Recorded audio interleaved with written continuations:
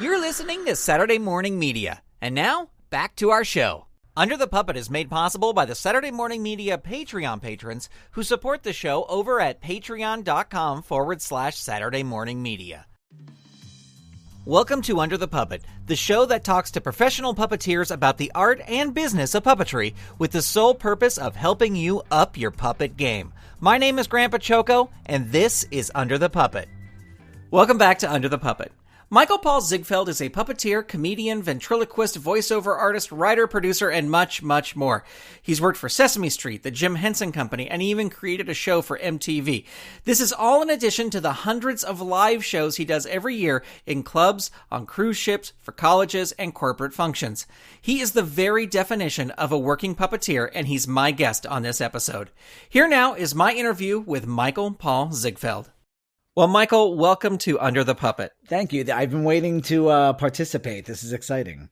Well, I'm very excited to have you on the show. And, because the whole goal is to talk to puppeteers who are making a living doing puppetry. Yes. And I know you have a lot of things going on, but you do a lot of puppetry, and I'm very happy to have you on the show. Thanks. Yeah, the puppetry has always been the thread, the backbone. It's the only time I didn't have puppetry in my life was probably after third or fourth grade, when I was tired of being beat up and I wanted to have some friends and maybe have some game, socially. So it went away for a short time, but yeah, it's always been a part of the career.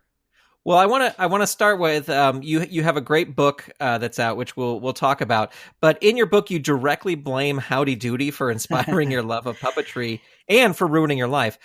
Was Howdy Doody your first window into the world of puppetry? Well, I would say Sesame Street was, just like most people of our generation, of course. It's so funny. I remember I loved puppets so much. I mean, out of the womb, that's all I wanted were puppets. I mean, I would be given puppets for my birthday, and like most people, you've heard say this, they rip them apart and glue them back together and make other puppets. I was so Jewish that at 3, I was so consumed and worried that I wouldn't grow up fast enough to learn how to drive to get to New York to audition for Sesame Street before it went off the air.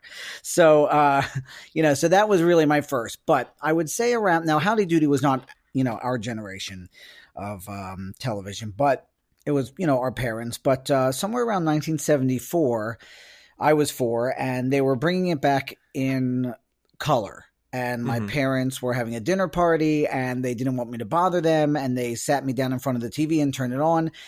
And I am telling you, when I saw that little man toddle onto the stage, I didn't know what I was looking at. I was excited. I knew he wasn't real, but I could see the strings, but I'm like, where are the people?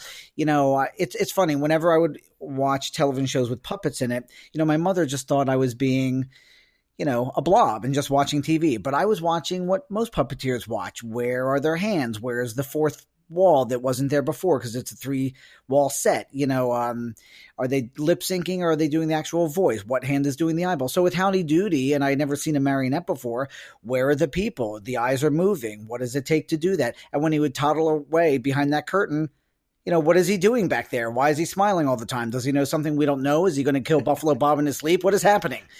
Right. It really turned the light on inside me. In fact, it only lasted about 2 years, that show in color. And my mother helped me write a letter to the studio, and we got a letter back on Dutyville Stationery talking to a 3-year-old about ratings. So I don't know why that was. But what's really nice about it is about 20 years later, I was directing a talk show, and we needed some guests for this pilot. And I happened to know the man who was in charge of Howdy Doody while Buffalo Bob was alive, and needed a secondary puppeteer and also a refurbisher. And the Smithsonian also uses this man. And I called him up and I said, hey, listen, I hear Howdy Doody's in town. What are the chances he'll come do the show? So really the puppet that started it all for me 20 years later, I got to direct and have some time with it. And really, I mean, even though the studio audience didn't know who he was at first, once they realized that he was a pioneer of, television, the line was around the corner for photos. Right. Well, and as a kid, you said in your book that you started creating and touring and even charging for doing your own puppet shows. Oh, yeah. What were those early performances like? They were terrible. I was like in first grade, and my parents bought me a little puppet stage, one of those little fold-out stages where if the panel is down, it's the hand puppet stage where you hide behind that, and then you can raise it up and put pegs in it and stand behind it and lower marionettes down. So, I had my marionettes were these two Pelham puppets, and one that didn't match at all. I mean, one was like a little Austrian boy, and the other was the wolf from Red Riding Hood. So it made no sense at all. And my set were like little, paper cutouts of trees with crayon colorings. And then for the puppet show, the hand puppets, it was Muppet puppets and store-bought puppets, and my mother was my production manager, and she'd have the little record player on the side and play We Go Together from Grease for our closing number, and I'd lip sync and, throw puppets down and pull puppets up, and then the end of the show would be the puppets handing out the birthday party takeaway bags. So I think I remember I needed a flyer, and, we charged like $10 for the hand puppet show or the marionette show, and $20 for both. So I needed some sort of a PR piece. So Mrs. Green, my elementary school principal receptionist, gave me a piece of mimeograph paper, which, if anyone doesn't know what that is, it's a piece of paper that has an ink paper behind it, and then you have to write on it, and then they put it through a machine to make these copies, and the ink smelled really great. But every kid in first grade was getting high off mimeograph paper. And and I made a little flyer, and I had a business for a couple of years. Well, and your mom seems very supportive of that. She was super supportive, which is so weird because later on she became such a mother, worrying about being in show business and having a career. But it was really her fault. And I also thought she wanted to help me because, I wasn't terribly athletic, and I lived in the sticks with a bunch of, farm grown guys. And I think anything to make me feel like I had some positive reinforcement. So. Well, in your book, you say that you had to kind of set those. Well, you said earlier in this interview that you had to set those puppets aside. But you, in your book, you say because your grades were slipping in school. Is there a little part of you that wishes you had kept at it and kept doing it? Well, like I said, it's never left me. And over the years, I don't know. I mean, I lived in the suburbs of Philadelphia, and I had two other siblings, and I wanted to be in show business from day one, some aspect of show business. And, my parents were not willing to, take me up to New York every time there was a Coca-Cola commercial or something like that. So I really had to do it on my own in Philadelphia. And so really I had always, kind of played with it and practiced with it, in private. And then years later, I had an opportunity to cross paths with the Jim Henson Company as a young man. So it all came back. Right. Well, I want to ask this story because this story is just so amazing. Could you tell us the story of the day you met Jim Henson? Because it's fantastic. Yeah, sure. So they were shooting, I think, the Muppets Go to Disney World or one of those specials.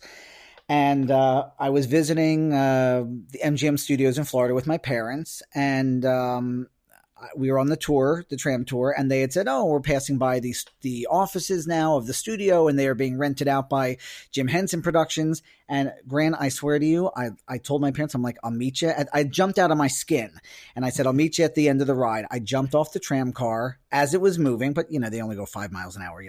Right. I snuck under some wires or whatever. I walked right into the office, and there was no security. I mean, no one really thought anything of it. And I just said, "Hi, I'm here to see Jim Henson." I don't know how old I was, like 12, 13. I don't know what I was. And they're like, "Oh, he's not here right now." I'm like, "Oh."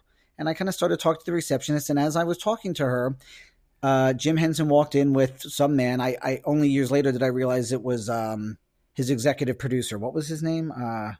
David Laser.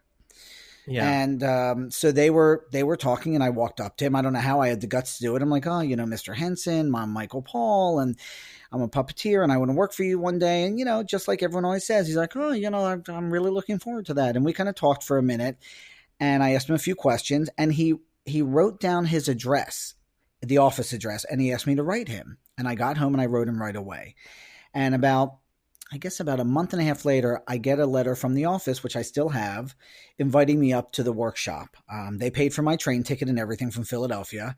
I went up to the workshop, and over the next year, I got to help out. I don't know that I was really helping. I'm sure it was just getting in everyone's way. But I was mainly at the workshop and at anyone who knows the history of the company, the cottage or the smaller venue. Carriage House. The Carriage House, thank you. So I was there, and I got to go on set a couple of times, but it was mostly staying in the shop. But it was wonderful. And, like the company today, they always give people a chance. So I had my turn, and then that went away. And then a few years later, I had another opportunity with them. But yeah, that was my first. And did he, when you wrote to him, was he, did he write back? Or was it just like, oh, here's your ticket, you can come on up? The letter was not actually from him. He passed it off to, some office manager or something. Right. And the letter came on behalf of the office. Got it. Right. Well, and you eventually went on to work on Sesame Street, and in your book, you talk about assisting or right-handing for Frank Oz. What did you learn from that experience working right alongside with Frank Oz? Well, let me just say, I am not a staple Muppeteer. I never was. I had more opportunities than some and less than others. Due to a series of circumstances, my time with them was not particularly long.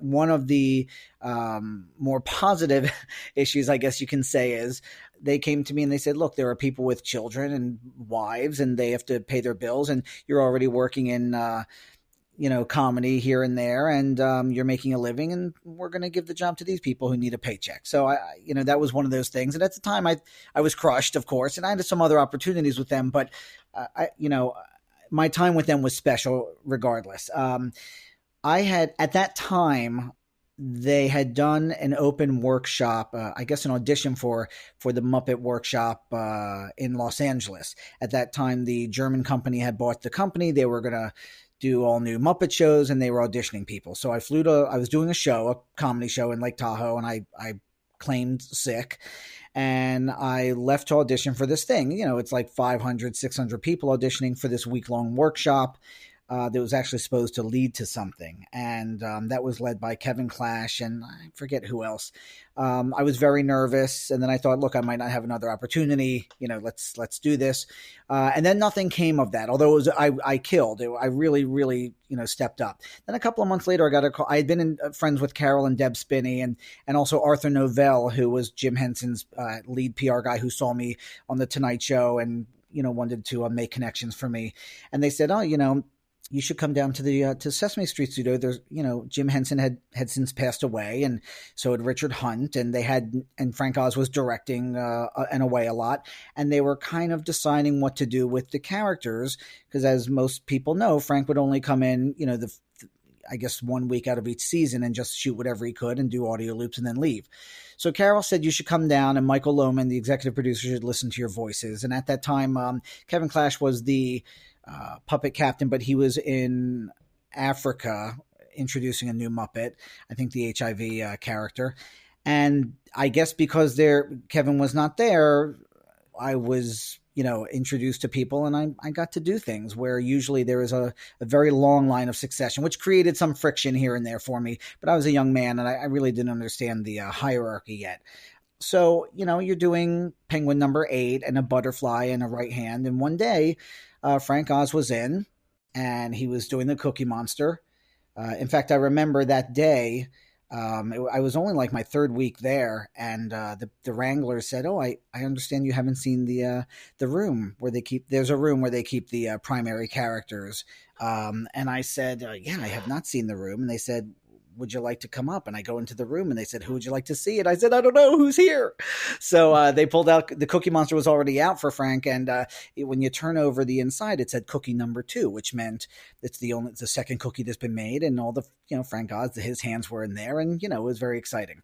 So I went back down with her to the set. Frank took the puppet, and I was no one else was around. And I stepped in, and he grabbed my hand as I'm inside the glove, and he basically looked at me and said, "Don't get creative," or something to that effect, and just wanted me to keep the hand in the shot and not get crazy about it. He did his piece. I did my best to, stay with him, and he took the puppet off his arm, and he threw it at me like a set of scrubs, like a doctor, and walked away. And I'm like, "Nice to meet you," and that was it. Well, and out of that process, you eventually had a speaking role, at least one speaking role that you write about in your book. Did you feel a lot of pressure the first time you were given a line? Yes. In fact, at that time, it was really a very lovely time, although they were really finding their way, because everyone, had several people had passed away and people were getting older. It was kind of the Elmo show for a while, and they weren't sure how to, compete with what was happening in television financially and whatnot. So there was a little more flexibility, but they've always been very fun in practical jokes. And it was my first day. It was a very big scene. Not for me, but there were a lot of people, and there were a lot of full-bodied characters on the set. I believe the storyline was something about a film festival that everyone was doing, and Big Bird had won the festival, and all the Muppets and the live characters were actors were around him, and everyone said to me as I'm crouching down, "Don't get your head in the shot, don't pull focus, don't do any of that. If we have to start all over again, and it's very time consuming and it costs a lot of money," and they're really drilling it into me. And I have and I had one line, and it was something like, "Big Bird, what's your next movie going to be?" And he's supposed to be like, "Oh, next movie," and get all upset and worried. And instead, he looks at my puppet and he says, "Turkey porn." And everyone starts to, and I'm looking at my pages, and I'm like, I don't see that. And I'm panicking. I'm absolutely panicking. And I'm trying to look at the pages and looking at the monitor, and then everyone starts to laugh. So, with something like that, you don't act too comfortable. You kind of have to earn your stripes. But I did have the puppet look into the camera and say, "Screw you, I'm going to Barney," and then walk off the screen. So yeah, it was a very lovely moment. Now, you mentioned the Muppet Workshop in Los Angeles early on, and in the past couple of years, there's actually been a couple of those things. There was the Henson Diversity Program, and Sesame Street has done sort of a workshop for new performers. What advice would you give to puppeteers who are applying for these workshops and going to these workshops for the first time? Well, I think it's important to understand that there is a long line of succession. Most of these workshops are not for particular projects. They are for, community outreach. The Henson family, when they, owned the Muppets, they were very big on reaching out to the puppet world internationally. And that's really what this is, which is really a beautiful thing. So I think the idea is to, enjoy it, get out of your own way. You've been practicing and imagining and doing voices and mimicking them for a million years, and now you're here and get to do it. So it really should be the most lovely experience it can possibly be. I think that's the most important thing. Get as much as you can, ask as many questions, try not to be, so starstruck if possible, or get that out of the way. Yeah. And really enjoy the people around you. Also, I think it's a little unhealthy. Sometimes in the puppet world, there tends to be a bit of a competition. And for me personally, which I think has kept me from certain jobs, I don't like that kind of competition. I am more about we all succeed or we all fail. And I think a lot of pressure in those situations becomes, how's everyone else doing? And it really is about your experience. And what you're going to take away from that. Either way, it's an honor and a great thrill to be there, and that's what it should be for you. Yeah, that's great advice. Thank you. Well, for many years you've done comedy. What made you get into doing just regular stand-up comedy? Well, when I was in high school, I hated school. I was a terrible student. I was very bored. I had a creative mind, and they just didn't have anything for me. So I had always been interested in television, and in my school, we did something called the work-study program, which a lot of schools have, which is usually for the juniors and seniors, where you do your required state courses in the morning, and then instead of electives, you get a job, and you get credit for that job. Most people do that for vocational things, automotive, that sort of thing. I got a job at a local TV station for a local television show, but I was a freshman, and they said, well, we don't know what to do with this kid, so why not? So I had done that for a couple of years, and Philadelphia was the fourth largest market, and all of the network shows would come through and test there. So I got to meet a lot of great entertainers. And then my last year, when my contract was over, I needed a job, or I'd have to go back for my senior year to school full time, and I didn't want to do that. So I got a job. I found a job at a local dinner theater where they did these big Las Vegas style review shows with singers and dancers and variety acts and jugglers and comedians, and all of the comedy acts became my friends. And I started trying my hand locally at stand-up. And I had done quite well for a couple of years. The comedy boom, this is around 88, 89.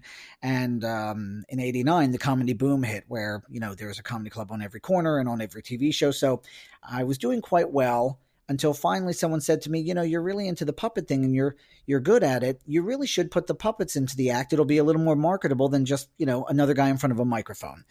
I had done it was actually a ventriloquist that told me that, and he kind of taught me the technique, and he was right. It was marketable and different. The downside to that is, which I did not know, in the comedy world, in a lot of areas of comedy, they are purists, where they think if you're using a prop, then you're not writing good material. You're using it as a scapegoat for being a legitimate comedy act of some kind. So sometimes a lot of clubs and a lot of bookers and a lot of agents do not want you if you're a prop act of any kind.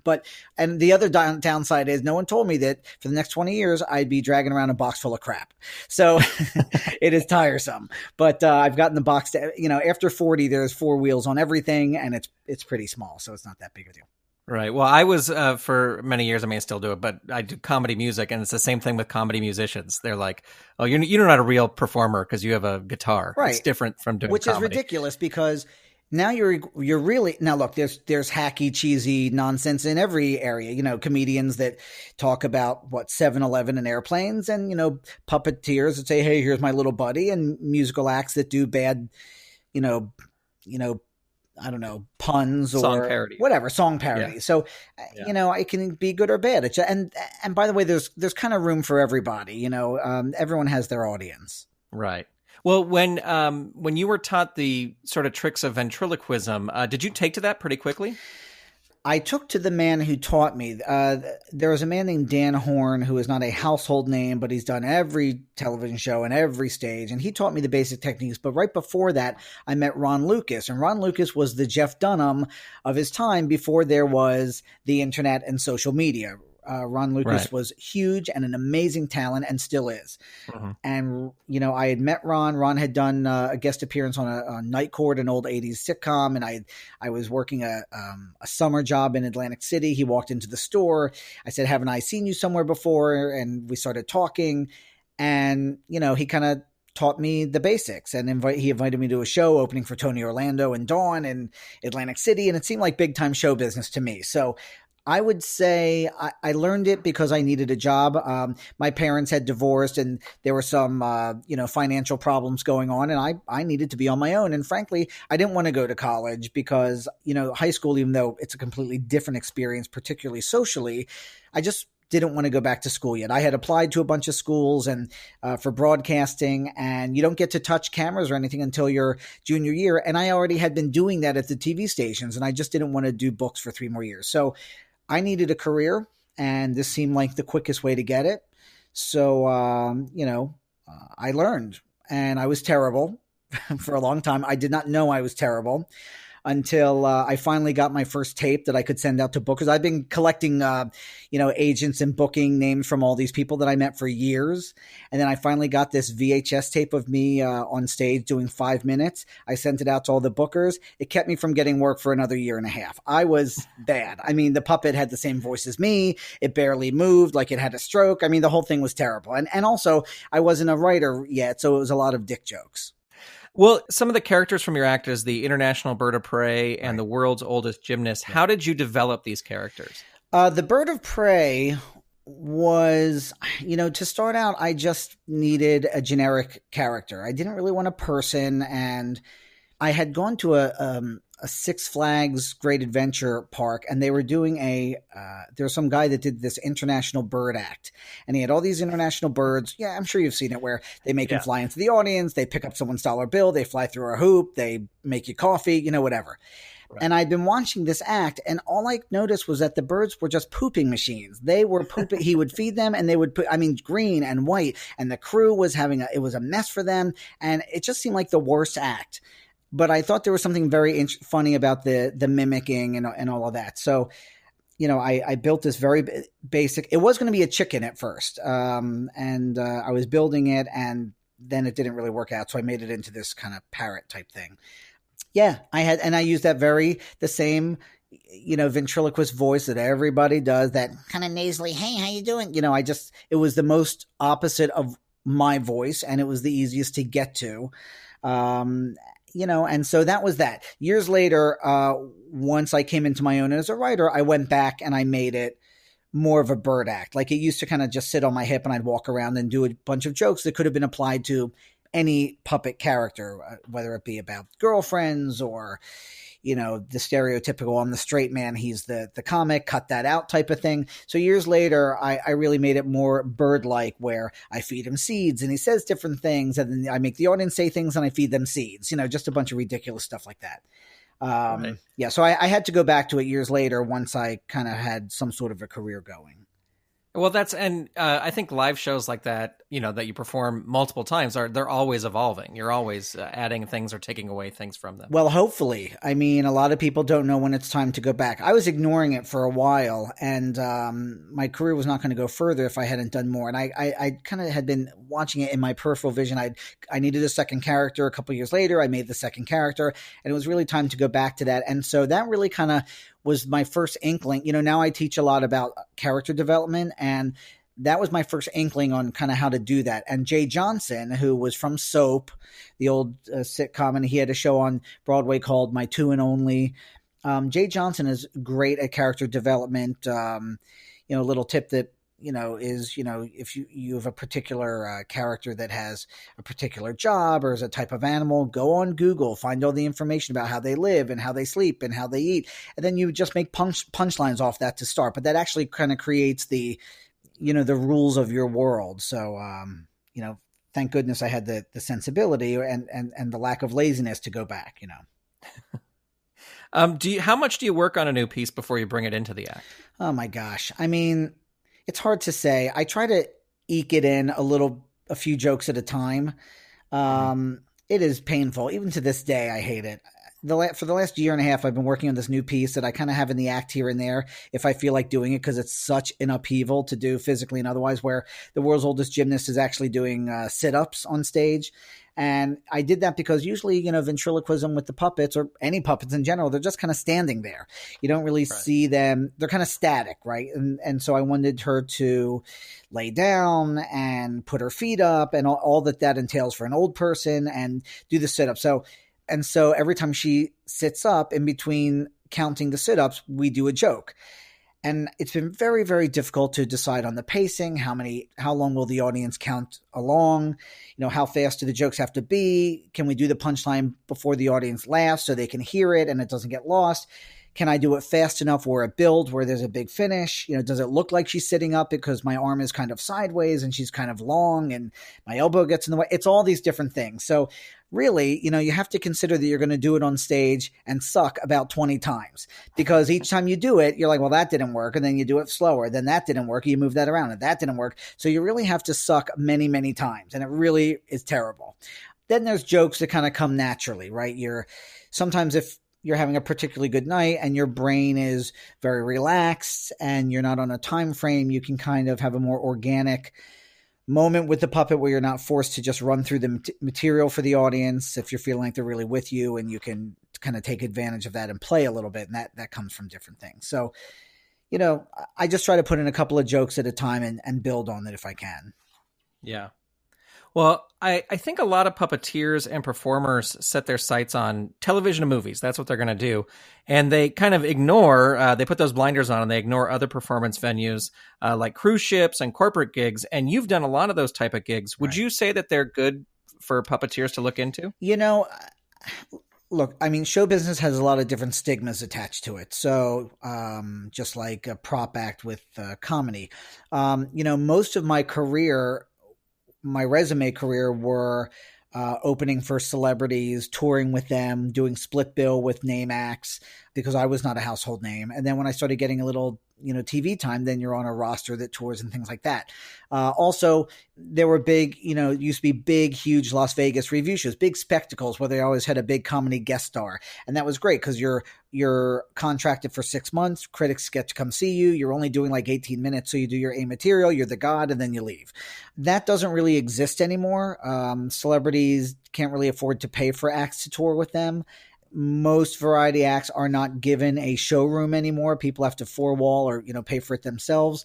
Most of Las Vegas and casinos are Cirque du Soleil. So really, a lot of the work is the college circuit, cruise ships, corporate events. The money is terrific. I will say that. But the cruise ships do have a terrible stigma of, if you can't make it on land, you go work on cruise ships. Now, that being said, everyone I know is quietly sneaking around doing cruise ships, celebrities and unknowns alike, because the money is great. They pamper you for the most part. I mean, look, it's corporate entertainment. It's very difficult. It's probably the most difficult audience to play because, on land, you're performing for one demographic, old, young, black, white, Jewish, Catholic, whatever. This is everyone at the same time. You're working to, 15, 2,000 people in a huge theater. These cruise ships are the new road. I mean, it's hugely technological. You have a lot at your disposal, but you are at the mercy of, corporate entertainment. You could have 2,000 people stand up for you. One person from Iowa complains about a joke that you did and they're all over you. So it is not as easy as you think, but yes, that is where variety entertainment can go. There are, festivals, of course, and again, the college circuit, but yeah, I mean, some people have made a huge living doing cruise ships and corporate events. They have, multiple houses and put kids through college and, it's a great subsidy. Yeah. Well, you mentioned performing with celebrities, and there's two celebrity encounters. You have a lot in your book, but there's two that I want to ask you about. One, your ventriloquist act led you to tour with James Brown. Can you tell us how that came about? Right. So I was doing one of these big casino review shows in Biloxi, Mississippi. I was the comedy guest star of that. And James Brown was, they have different shows every night. We were the staple show, or let's say we were the 7 o'clock show, and then the headliner would do the 9 o'clock show. So James Brown was there with his people, and apparently they'd come to the show. And so we went to go see a show. We were come to go see a show, a bunch of the cast members, and we were asked if we want to go back and meet him. So a few of us are brought back. We go into the room. All of his boys are there from the old neighborhood with crushed red velvet tuxedos and the ruffles and the jewelry, and they're all 9'2", and his manager, who was actually a judge of some kind, a retired judge, said, "Oh, you're the comedy act from last night." He goes, "Yeah." He goes, "Listen, the Godfather would like you to send us your material and maybe open for him." And all of a sudden, the bathroom door slams open. And James Brown comes out and he's like 5'0", petrified hair, white chiclet teeth, leather from head to toe. And he says, "Yeah, that's right. We've been looking for a ventriloquist for the show." So that was really the only thing I understood for the next 6 months of working with him. I mean, no joke. I mean, literally, he would come into the room. "How's it going, Zimmo?" And I look at everybody and they're like, "Go get paid. Go get paid." Yeah, it was truly an experience, and there were a lot of breaks in between over the years when I would tour with him. A lot of times, we were scheduled to come back, like let's say on a Thursday, and then we'd get a call. James is in prison. There's some problems. We're going to hold it for a couple of weeks. I'm like, if he would just book his shows in prisons and clinical institutions, we would never be out of work. But it was nice. I was one of the only Caucasian acts to ever open for him, and so when he died. It was nice to be a part of all the documentary stuff and everything. It was really terrific. And all of his other, I know this is weird, but there's something great about being and forgive me, I say white or black, Caucasian or African-American, whatever works for you, about being a white act that opens for black acts back in the day. When you open for James Brown or the Pointer Sisters or Patti LaBelle or whoever I was with, you really kind of have to let the audience know that you understand at first that you're in their house. There is a history to that music. There's a history to that type of show business. And I was really honored to infiltrate that and be a part of it. It was really terrific. Well, and you write about that in your book, and I think it's great for any performer who performs live, whether it's puppets or comedy or whatever, that, it's like reading your audience. And you talk about in your book the first time you went out for James Brown and you were like, "Oh, I'm the only white guy who's here." Me, the band. And also it was a weird show because his friends would just wander up in the middle of the show and like grab something to drink off one of the pianos and leave. Like they weren't even in the show. Like you're doing your act and people were just wandering in front of you. It was just peculiar, the whole thing. But yeah, you really do have to know your audience. And sometimes that works and sometimes it doesn't. I've had, the most amazing shows in my life where you feel like you can do no wrong and you've really made it. And then other ones where you just think, I got to pack it in. This is too much.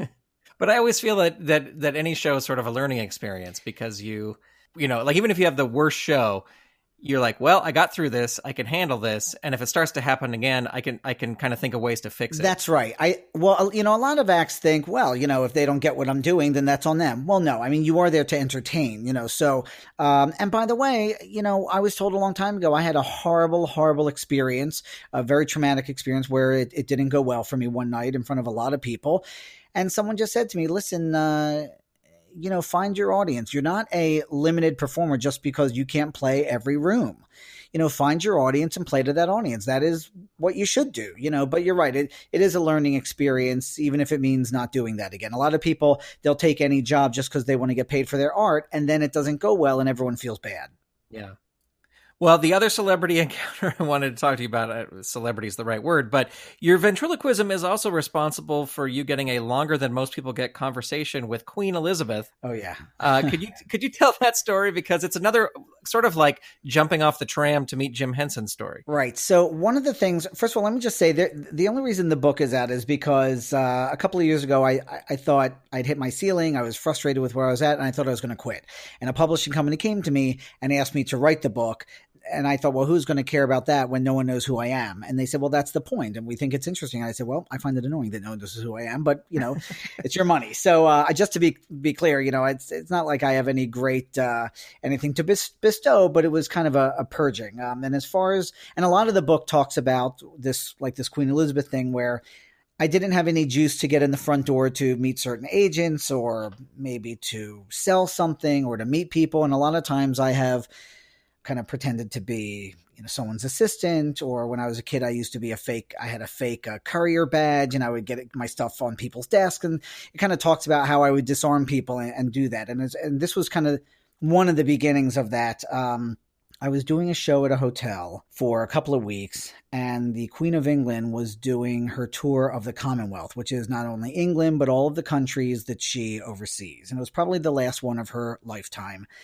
And it was she and the Duke. And it was going to be, they were doing a 12 o'clock tea ceremony at this hotel. And the hotel had been refurbishing and they're preparing. And the cast members were invited to come to this, but we had to be behind the velvet ropes. And I thought, I am going to meet the Queen of England. I don't know how I'm going to do this, but I got to meet her. Because, you know, in the States, we don't have anything like that, you know. So right. we got all dressed up and wearing a suit. And I went to the front desk and I got a clipboard and put some fake paperwork under it. And I wore dark glasses and I put on my hotel ID badge. And there were 3 different security teams that day. There was her security team, then the royal security team, and then the hotel security team. So everyone just thought I was with somebody else. So when I stepped over the velvet ropes and security is looking at the crowd saying, all right, back it up, I'd be like, okay, back it up, you know.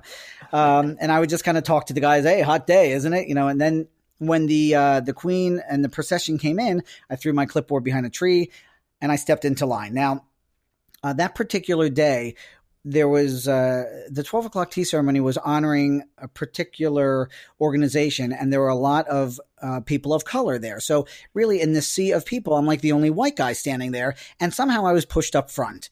Now, I'm not supposed to be there, but I thought, okay, well, I'll just talk to her and then that'll be it. I just want to meet her.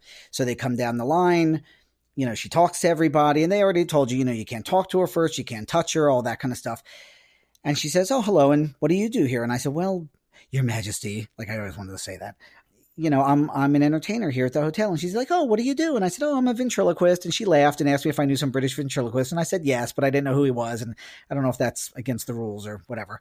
But, you know, and she kept talking to me. I thought that would be it. She kept talking, and she's like, oh, well, thank you for bringing your craft to the Commonwealth, and it's lovely what they've done here. And she's going on and on and on. And, you know, and she had a brace on her arm, and everyone else was saying this. So I just said, oh, and might I add, you're looking quite well. And she said, oh, I'm feeling much better. Thank you. And then she moved on. And I talked to the Duke, and he wasn't terribly interesting. And I made a few jokes that he didn't appreciate. And then I went to my room, and that was it. And then about an hour later, you know, you can tell people you met the Queen, but, you know, what is that? You can't really pull out your selfie stick and snap a picture with her. And what am I really going to say to her? I was surprised she kept talking to me, but I mean, what do you say to the queen? Hey, is that your scepter? You just happen to see, I don't know what to say. How are the kids? In fact, a bunch of comedians, there was a picture of me with her and there was a top 10 list and number 10 was, keep moving, sister. There's only one queen here.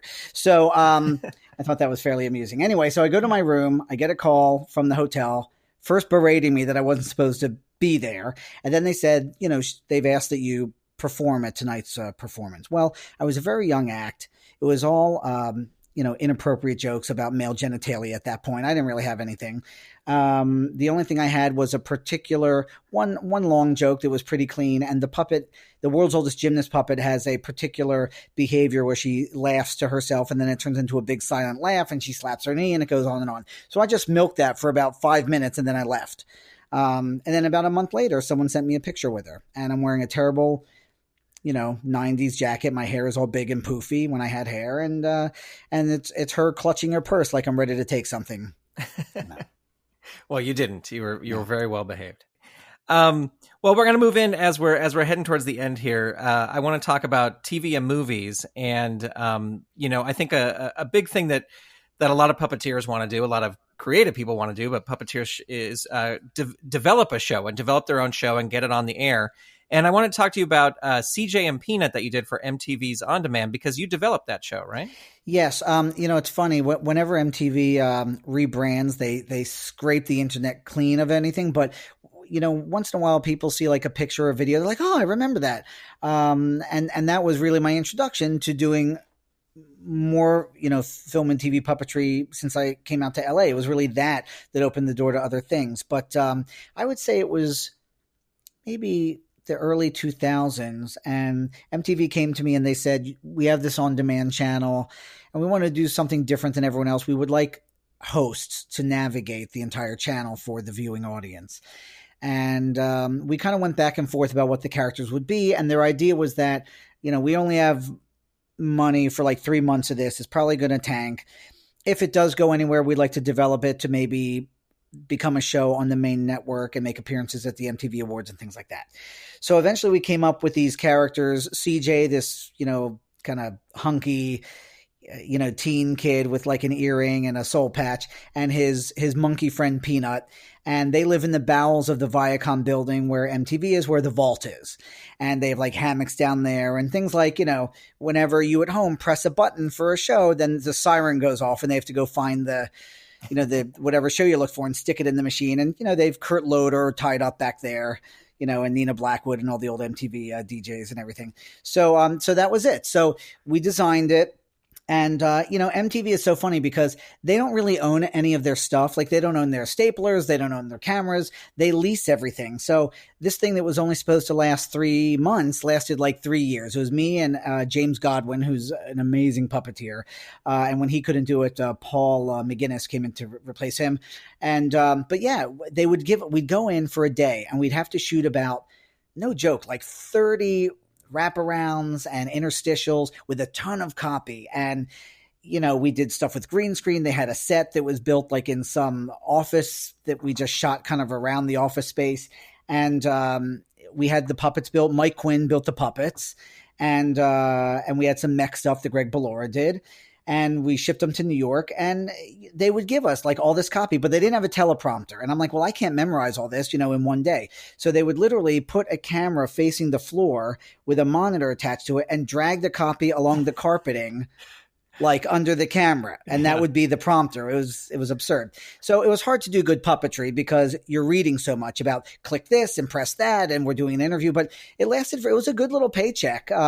We had some stars come in and we did some on the street stuff, and there was a lot of content. I still have some bootleg video on my website. So if you're curious, it's michaelpaulonline.com and it's in there somewhere. Well, and you were talking to me a little bit before the show that when that ended, they kept the characters or like, they kept the puppets anyway. And yeah. So, yeah, I mean, like, I wish I could have done it the way Alf did it, Paul Fusco, where you get the puppet back. But our agreement was that they can't do anything with the puppets without me. But I knew they were rebranding and they were never going to use it again. So they were in some Tupperware box. We weren't told it was ending. We were just told we didn't do like a final thing or anything like that. We just weren't coming back. So the puppets are sitting in this box. I tried to break them out of the Viacom building for like 3 years and no one would talk to me about it. No one could find them. No one knew where they were, and I'm sure that they are just sitting in someone's house, stuffed on some kid's bed next to a Teddy Ruxpin or something.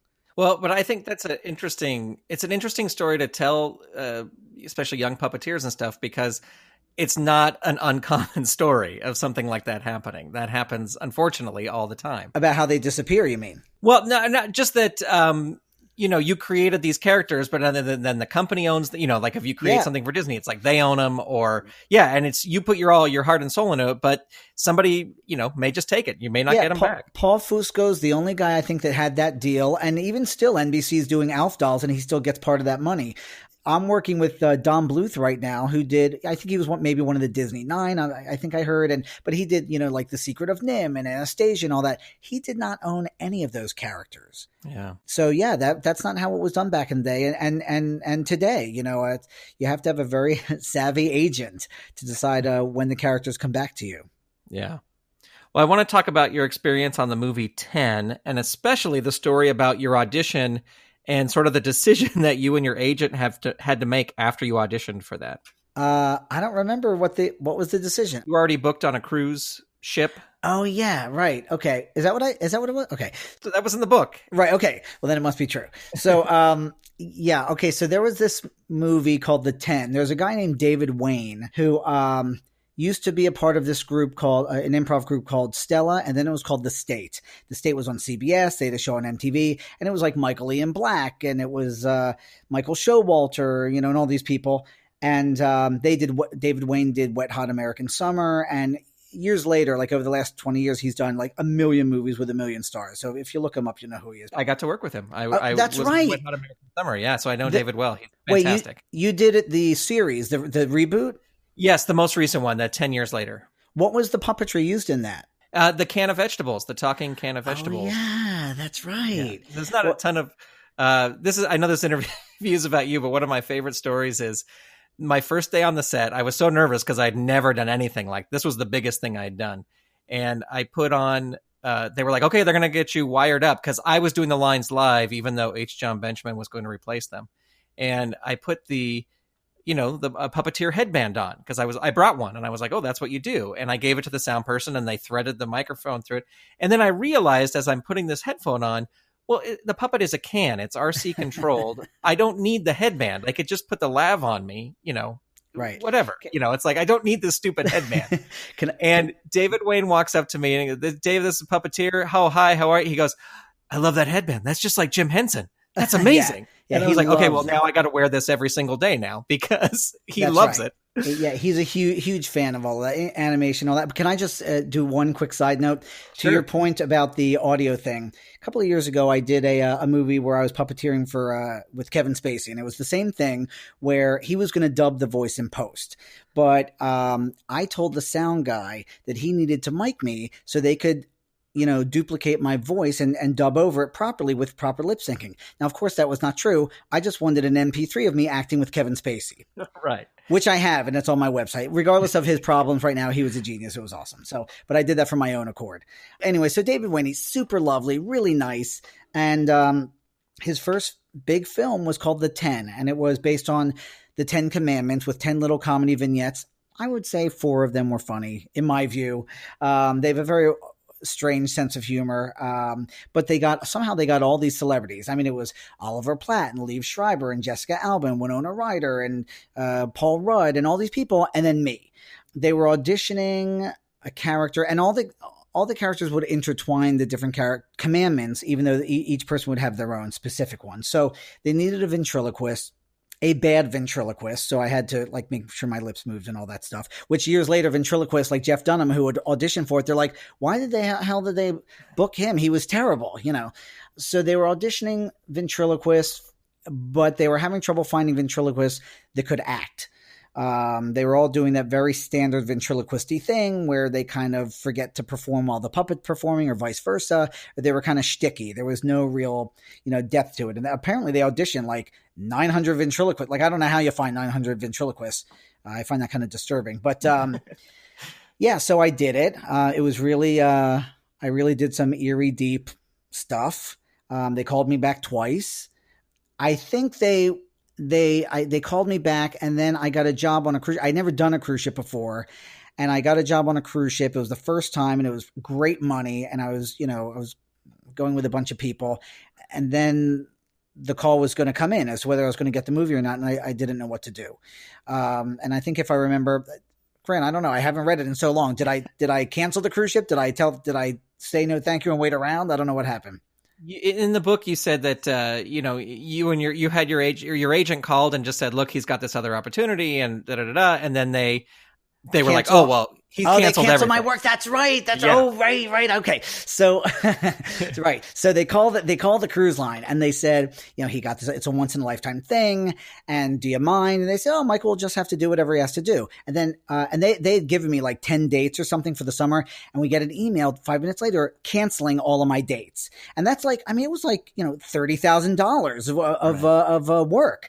And I'm like, well, that's not going to make me want to come back. They're not strong arming me. So not only do I get the film, but a couple of weeks later, I'm on my couch watching CNN, and that very ship that I was supposed to be on that week listed to one side, and like there was, tons of damage and people were hurt. It was terrible and wonderful at the same time. So karma can be a beautiful thing, Well, and in the book, you say that they wound up asking you again. Oh yeah, well, look, all of show business is that way. You could burn a club down and they'll call you back if they need you. It doesn't really matter, Yeah.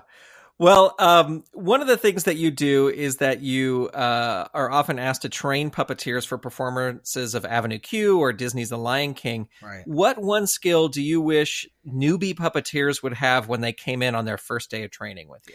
The problem with, I would say, the challenge, and I'm not one of the only people that does Avenue Q, but the Lion King was really terrific. It's funny because Julie Taymor would not let me audition all those years ago because I had Jim Henson on my resume, and she thought that was commercial puppeteering, and I wouldn't get what she was doing because she's doing art.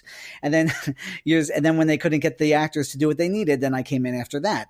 I find that people who already have puppetry skills have a hard time with the balance of 70-30, where the puppet is 70 and you are 30. Like, you are the essence of the puppet. You still have to act almost simultaneously, but you can't pull focus, nor can you go dead eye, dead face, and also the rules of, television puppetry do not apply to stage puppetry. And so I think that a lot of people have a learning curve about that.